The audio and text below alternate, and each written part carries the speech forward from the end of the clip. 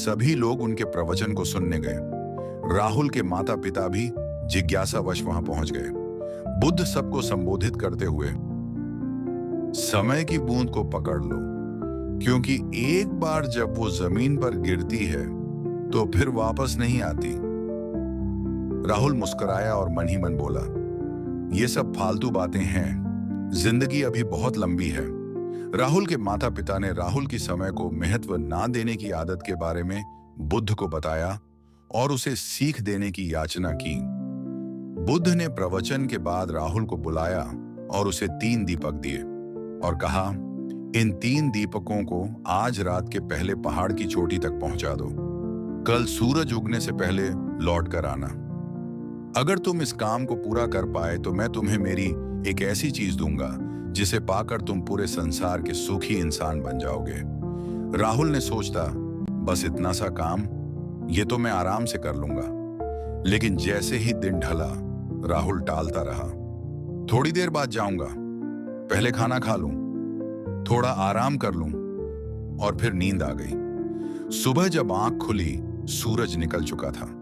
राहुल दौड़ते हुए बुद्ध के पास पहुंचा। हाथ खाली थे। राहुल शर्मिंदा होकर, मैं समय पर नहीं जा पाया। बुद्ध ने शांत स्वर में कहा, बेटा, यही जीवन की सच्चाई है। तुम्हें समय मिला, साधन मिले, पर तुमने उसे खो दिया। ठीक वैसे ही जैसे हम अपने जीवन के सबसे जरूरी कामों को कल पर टालते रहते हैं और फिर कल कभी आता ही नहीं। उस दिन पहली बार राहुल को समय की असली ताकत का एहसास हुआ कि समय किसी का इंतजार नहीं करता। बुद्ध, समय का सम्मान करना स्वयं का सम्मान करना है। जो समय को साध ले वही जीवन को पा लेता है। उस दिन राहुल की आंखें खुल गईं।